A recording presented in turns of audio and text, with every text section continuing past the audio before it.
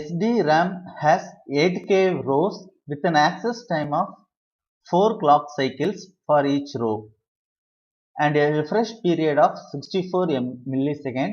If the clock rate is 133 megahertz, then the refresh overhead will be dash. ஓகேங்களா? இந்த question வந்து ரேம்ல இருந்து கேட்டிருக்காங்க. ஸோ ரேம் அப்படின்னு எடுத்துக்கிட்டோம் அப்படின்னா இது வந்து ரேம்ல ரெண்டு கேட்டகரி இருக்கு. ஒன்று வந்து பார்த்தீங்க அப்படின்னா ஸ்டாட்டிக் ரேம் அப்படின்னு சொல்லுவாங்க, இன்னொன்று வந்து டைனமிக் ரேம் அப்படின்னு சொல்லுவாங்க. சரிங்களா? ஸ்டாட்டிக் ரேமை வந்து ஸ்டாட்டிக் ரேமை கேட்சின்னு சொல்லுவாங்க. டைனமிக் ரேமை வந்து ஜஸ்ட் ஆர்டினரியா ரேம் அப்படின்னே சொல்லுவாங்க. சரிங்களா? டி ரேம் அப்படின்னு சொல்லலாம், இல்லைன்னா எஸ்டி ரேம் அப்படின்னு சொல்லலாம். சரிங்களா? ஓகே, இந்த ரேம்ல ஸோ இப்போ இந்த ரேம் தான் இங்கே நான் வரைஞ்சிருக்கேன். இந்த ரேம்ல எத்தனை ரோஸ் இருக்கிறதா சொல்லி கொடுத்துருக்காங்க? 8K ரோஸ் இருக்கிறதா கொடுத்துருக்காங்க. சரிங்களா? ஓகே, ஒரு ரோவை ஆக்சஸ் பண்றதுக்கு வந்து 4 கிளாக் சைக்கிள்ஸ் தேவைப்படுது. சரிங்களா? 4 கிளாக் சைக்கிள்ஸ் வந்து தேவைப்படுது. அதுதான் இங்க வந்து நோட் பண்ணியிருக்கேன். ஸோ ஸ்டாட்டிக் டைனமிக் ரேம்ல இருக்கிற விஷயம் என்ன அப்படின்னு கேட்டிங்க அப்படின்னா, டைனமிக் ரேம்ல வந்து கெப்பாசிட்டர்ஸ் யூஸ் பண்ணியிருப்பாங்க. சரிங்களா? ஸோ ஒரு பிட் இன்ஃபர்மேஷனை ஸ்டோர் பண்றதுக்கு கெப்பாசிட்டர் யூஸ் பண்ணியிருப்பாங்க. ஸோ கெப்பாசிட்டர்ல வந்து சார்ஜஸ், எலக்ட்ரானுடைய சார்ஜஸ் வந்து ஸ்டோர் பண்ணி வைப்பாங்க. சரிங்களா? எலக்ட்ரானுடைய சார்ஜஸ் வந்து கெப்பாசிட்டர்ல ஸ்டோர் பண்ணி வைப்பாங்க. ஸ்டோர் பண்ணி வச்சா இதுல ஒரு டிராபேக் என்ன அப்படின்னு கேட்டீங்கன்னா, கெப்பாசிட்டர்ல ஒரு இன்ஃபர்மேஷன், ஒரு எலக்ட்ரானை ஸ்டோர் பண்ணி வைக்கிறோம் அப்படின்னா, ஃபார் எக்ஸாம்பிள் இதுல வந்து ஒரு +5 வோல்டேஜ் ஸ்டோர் பண்ணி வச்சோம் அப்படின்னா 1, +2 வோல்டேஜ் ஸ்டோர் பண்ணி வச்சா 0 அப்படின்னு நம்ம ஸ்டோர் பண்ணி வச்சிருந்தோம் வைங்களேன். ஃபார் எக்ஸாம்பிள் 1 ஸ்டோர் பண்ணி வச்சுக்கோம்னா என்ன அர்த்தம்?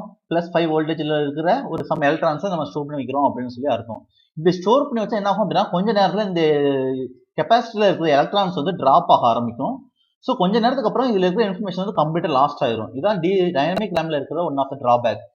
ஸோ டைனமிக் ரேம்ல கெப்பாசிட்டர்ஸ் தான் ஒரு பிட் இன்ஃபர்மேஷனை ஸ்டோர் பண்ணி வைக்கிறதுக்கு யூஸ் பண்ணுவாங்க. அதுல ஸ்டோர் பண்ற எலக்ட்ரான்ஸ் வந்து ஸ்டோர் பண்ணி வச்சோம் அப்படின்னா கொஞ்ச நேரத்துல அது வந்து டிராப் ஆகி கொஞ்ச நேரத்துல அதுல இருக்க இன்ஃபர்மேஷன் லாஸ்ட் ஆயிரும். இந்த ப்ராப்ளத்தை சால்வ் பண்றதுக்காக, ஓவர் கம் பண்றதுக்காக என்ன பண்ணுவாங்க அப்படின்னா, கெப்பாசிட்டரை அப்பப்போ ரிஃப்ரெஷ் பண்ணுவாங்க. ரிஃப்ரெஷ்னா என்ன அப்படின்னா, அதுல இருக்கிற இன்ஃபர்மேஷனை ரீட் பண்ணி திரும்ப அது ஹை வோல்டேஜா மாத்துவாங்க. ஃபார் எக்ஸாம்பிள் இதுல இருக்கிற இன்ஃபர்மேஷன் வந்து +8 வோல்டேஜ் அப்படின்னா 1, +2 வோல்டேஜ் அப்படின்னா 0 அப்படின்னு இருக்குன்னு. ஃபார் எக்ஸாம்பிளுக்காக இதுல நான் 1 வோல்டேஜ் 1ங்கிற பிட்ட கெப்பாசிட்டர்ல நான் ஸ்டோர் பண்ணி வைக்கிறேன்னா எத்தனை வோல்டேஜ் இருக்கும்? 8 வோல்டேஜ் இருக்கும். ஸோ கொஞ்ச நேரத்துல இது வந்து குறைஞ்சு 6 வோல்டேஜா மாறிடும். இப்போ நான் என்ன பண்ணுவேன் அப்படின்னா, இதை ரீட் பண்ணுவேன் பழையபடி. ஸோ 6 வோல்டேஜ் இருந்தா 1ன்னு நான் கன்சிடர் பண்ணிக்கிட்டு அதை பழையபடி 6 வோல்டேஜ்ங்கிறத 8 வோல்டேஜா திரும்ப நான் ரைட் பண்ணுவேன். புரியுதுங்களா? ஸோ ஒரு டைம் நான் ரீட் பண்ணி அதுல இருக்க இன்ஃபர்மேஷனை ரீட் பண்ணி திரும்ப ஒரு டைம் ஃபுல் எலக்ட்ரான் சார்ஜோட நான் வந்து இதை வந்து ரைட் பண்ணுவேன். அப்படி ரைட் பண்ணா இந்த இன்ஃபர்மேஷன் வந்து கொஞ்ச நேரத்துக்கு அழியாம அப்படியே இருக்கும். கொஞ்ச நேரத்துக்கு அப்புறம் அழியறதுக்கு முன்னாடி திரும்ப ஒரு டைம் வந்து நான் ரெஃப்ரெஷ் பண்ணுவேன்.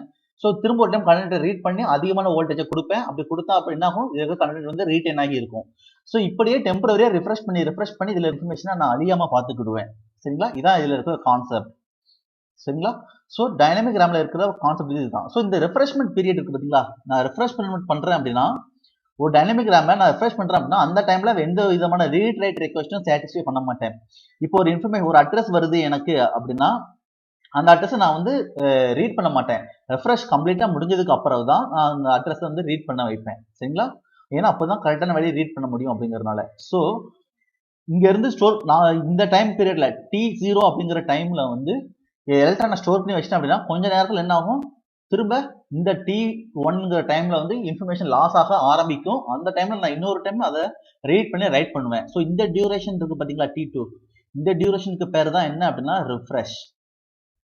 ஸோ இந்த டைம்ல வந்து பாத்தீங்க அப்படின்னா T0ல என்னென்ன வேல்யூஸ் இருந்ததோ, என்னென்ன வோல்டேஜ் லெவல் இருந்ததோ அதே வோல்டேஜ் T2லயும் இருக்கும். திரும்ப கொஞ்ச நேரம் ஆக அதுல இருக்கிற இன்ஃபர்மேஷன் வந்து எக்ஸாக்டா இந்த டிஸ்டன்ஸ் வந்து எக்ஸ்ன்னு எடுத்துக்கிட்டு இந்த டிஸ்டன்ஸ் ஒய்ன்னு எடுத்துக்கிட்டோம் வைங்களேன். எக்ஸாக்ட்லா எக்ஸ் டிஸ்டன்ஸ் ஆனோடனே டைல்யூட் ஆக ஆரம்பிக்கும். திரும்ப நான் அதை ரீட் பண்ணி ரைட் பண்ணுவேன். சரிங்களா? அதை ரைட் பண்ண உடனே பழையபடி அதுக்கு ரிஃப்ரெஷ்மெண்ட் பண்றதுக்கு இவ்வளவு டைம் எடுக்கும். பழையபடி இதுல இருக்கிற இன்ஃபர்மேஷனும் T2ல இருக்கிற இன்ஃபர்மேஷனும் கரெக்டா ஒரே வோல்டேஜ் லெவல்ல இருக்கும். ஸோ திரும்ப நான் ரைட் பண்ணி இதே ப்ராசஸ் ரிப்பீட் பண்ண போறேன். ஸோ அதை தான் இங்க எழுதியிருக்கேன். என்ன அப்படின்னா, எவ்ரி 64 மில்லி செகண்டுக்கு ஒரு டைம் நான் வந்து ரெஃப்ரெஷ்மெண்ட் பண்ணிக்கிட்டே இருக்க போறேன். என்னோட ரெஃப்ரெஷ்மெண்ட் பீரியட் வந்து என்னது? 64. எவ்ரி 64 மில்லி செகண்டுக்கு ஒரு டைம் நான் வந்து என்ன பண்ண போறேன்? ரிஃப்ரெஷ்மெண்ட் பண்ண போறேன். இந்த என்டையர் ரேமையை ரீட் பண்ணி ரைட் பண்ண போறேன். அதுக்கு ஆகக்கூடிய டைம் தான் என்னது? அப்படின்னா ரெஃப்ரெஷ்மெண்ட் ஓவர், அதுக்கு கேட்குற ரெஃப்ரெஷ்மெண்ட் ஓவர் ஹெட் என்ன அப்படிங்கிறது தான் கொஸ்டின். சரிங்களா? ரெஃப்ரெஷ்மெண்ட் பீரியட் வந்து 64 ms. இந்த 64 msல இவ்வளோ தூரத்துக்கு நான் வந்து ரீட் ரைட் ரெக்வஸ்ட் அட்ரஸ் வந்ததுன்னா ரீட் ரைட் ரெக்வஸ்ட் வந்து சாட்டிஸ்ஃபை பண்ணுவேன். ரீட் ரைட் ரெக்வஸ்ட்டை சாட்டிஸ்ஃபை பண்ணுவேன். இந்த டைம் வந்ததுக்கு அப்புறம் நான் அதை சாட்டிஸ்ஃபை பண்ண மாட்டேன். ஜஸ்ட் எல்லாத்தையும் ரீட் பண்ணி ரைட் பண்ணுவேன். ஃபுல்லா கெப்பாசிட்டர்ல ஃபுல் சார்ஜர் லோட் பண்ணுவேன். லோட் பண்ற டைம் இந்த டைம். இதுதான் என்ன அப்படின்னா ரெஃப்ரெஷ்மெண்ட் ஓவர் ஹெட்னு சொல்லுவாங்க. சரிங்களா? ஓகே. ஸோ ரெஃப்ரெஷ்மெண்ட் பண்ற டைம் தான் இங்க நான் நோட் பண்ணியிருக்கேன். இது வந்து நார்மலான டைம். சரிங்களா? இந்த நார்மலான டியூரேஷன்ல அதுல ஸ்டோர் பண்ணியிருக்கிற எலக்ட்ரான்ஸ் வந்து கொஞ்சம் கொஞ்சமா குறைய ஆரம்பிக்கும்.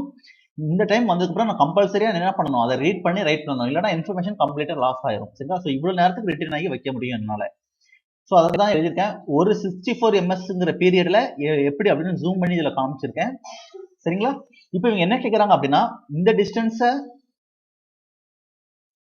நம்ம எக்ஸ் அப்படின்னு எடுத்துக்கிட்டோம் அப்படின்னா இந்த டிஸ்டன்ஸ் வந்து நம்மளுக்கு வந்து தெரியல. ஸோ இவங்க என்ன கேட்கறாங்க அப்படின்னா ஒய் பை எக்ஸ்னா என்ன அப்படிங்கிறதான் கேட்கறாங்க. ரெஃப்ரெஷ்மெண்ட் ஓவர் ஹெட், அதாவது டோட்டல் டைம்ல என்னுடைய டோட்டல் டைம்ல எவ்வளவு நேரம் நான் வந்து வேஸ்ட் பண்றேன் என்னோட ஓவர் ஹெட். சரிங்களா? எவ்வளவு நேரம் வந்து வேஸ்ட்ஃபுல்லா ரெக்வெஸ்ட் சால்வ் பண்ணாம வேஸ்ட் பண்றேன் அப்படிங்கிறது தான் கொஸ்டின். சரிங்களா? ஓகே. இப்போ நல்லா கவனிங்க. ஒரு ரோவை ரீட் பண்றதுக்கு எவ்வளவு டைம் எடுத்துக்கணும்னு சொல்லியிருக்காங்க? 4 கிளாக் சைக்கிள். அப்போ 8k ரோஸ் இருந்தா எவ்வளவு, இந்த ஹோல் ரெஃப்ரெஷ்மெண்ட் டைமுக்கு எவ்வளவு டைம் எடுத்துக்கிட முடியும்? கரெக்டா சொல்லுங்க. அதாவது ஒரு ரோவை ரீட் பண்றதுக்கு 4 கிளாக் சைக்கிள்ஸ் தேவைப்படும் அப்படின்னு கொடுத்துருக்காங்க. ஆனா இங்க எத்தனை ரோஸ் இருக்கு? 8k rose. அப்போ ஒரு கம்ப்ளீட் டிராமையே ரீட் பண்ணணும் அப்படின்னா அதுக்கு எவ்வளவு டைம் எடுத்துக்கிடுவோம்? 8k into 4 clock cycles. சரிங்களா? ஓகே. ஆனா ஒரு கிளாக் சைக்கிள் நம்மளுக்கு தெரியுமா? தெரியாது. நம்மளுக்கு என்ன தெரியுது? கிளாக்குடைய ரேட் வந்து கொடுத்துருக்காங்க. கிளாக்குடைய ரேட் அப்படின்னா என்ன அப்படின்னா ஒரு செகண்டுக்கு நான் வந்து 133 மெகாஹெர்ட்ஸ் டைம் வந்து கொடுத்துருக்கேன். நான் வந்து என்னோட கிளாக் ரேட் வந்து ஒரு செகண்டுக்கு 133 மெகாஹெர்ட்ஸ் கொடுத்துருக்காங்க. சரிங்களா? ஹெர்ட்ஸ்னா என்ன அப்படின்னா கவுண்ட் அப்படின்னு அர்த்தம். சரிங்களா? எம் அப்படின்னா என்ன அப்படின்னு அர்த்தம் அப்படின்னா 10⁶ அர்த்தம். ஸோ ஒரு செகண்டுக்கு இந்த கிளாக் வந்து 133 இன்ட்டு 10⁶ செகண்ட் கவுண்ட் வந்து டிக் ஆகுது. சரிங்களா? அப்போ ஒரு டிக்கு எவ்வளவு டைம் எடுத்துக்கணும்? ஒரு கிளாக் டைம் எவ்வளவு? ஜஸ்ட் என்ன பண்ணணும்? 1 செகண்ட் டிவைடட் பை 133 இன்ட்டு 10⁶ எழுதலாமா? ஸோ இதை தான் நான் இங்க எழுதியிருக்கேன். சரிங்களா? 1/133 இன்ட்டு 10⁶ இருக்கேன். ஒரு கிளாக்குக்கான ரேட், ஒரு கிளாக் டிக்கு எவ்வளவு டைம் எடுத்துக்கிடும்? ஒரு செகண்ட்ல 133 இன்ட்டு 10⁶ டிக்ஸ் நடக்கு. சரிங்களா? அப்படின்னா ஒரு டிக்கு எவ்வளவு டைம் எடுத்துக்கிடும் அப்படின்னு சொல்லி பார்க்க போறோம். ஸோ ஒரு கிளாக் டைம் வந்து எவ்வளவு வருதுன்னா இவ்வளவு வருது. சரிங்களா? ஸோ அப்போ அதை இதுல சப்ஸ்டியூட் பண்ணோம் அப்படின்னா என்ன கிடைக்கும்? 8k into 4 into 7.5179 nano seconds அப்படின்னு சொல்லி வருது. சரிங்களா? ஸோ அதை தான் கால்குலேட் பண்ணியிருக்கேன். ஸோ இந்த டியூரேஷன் வந்து என்னது? ஜஸ்ட் 8k இன்ட்டு இந்த டியூரேஷன் தான் இந்த டியூரேஷன். சரிங்களா? ஓகே. இந்த டியூரேஷன் நம்மளுக்கு தெரியும் 64 மில்லி செகண்ட்ஸ். ஸோ அப்போ நம்மளுக்கு ஆன்சர் என்னது? ரெஃப்ரெஷ்மெண்ட் ஓவர் ஹெட் அப்படின்னா என்ன அப்படின்னா அவுட் ஆஃப் 64 ms செகண்ட்ஸ் நான் வந்து இவ்வளோ செகண்ட்ஸ் வந்து வேஸ்ட் பண்ணியிருக்கேன். சரிங்களா? யூஸ் பண்ணல, ரெஃப்ரெஷ்மெண்ட் பண்ணியிருக்கேன். ஸோ ரெஃப்ரெஷ்மெண்ட் ஓவர் ஹெட் என்ன வரும்? இந்த ஹோல் டோட்டல் வேல்யூவை நம்ம எடுத்துக்கிடணும். சரிங்களா? So refreshment overhead is equal to refreshment time, ஒரு ரெஃப்ரெஷ்மெண்ட்டுக்கு எடுத்துக்கிற time divided by refreshment period அப்படின்னு சொல்லி நான் வந்து ஃபார்முலா கொடுத்துருக்கேன்.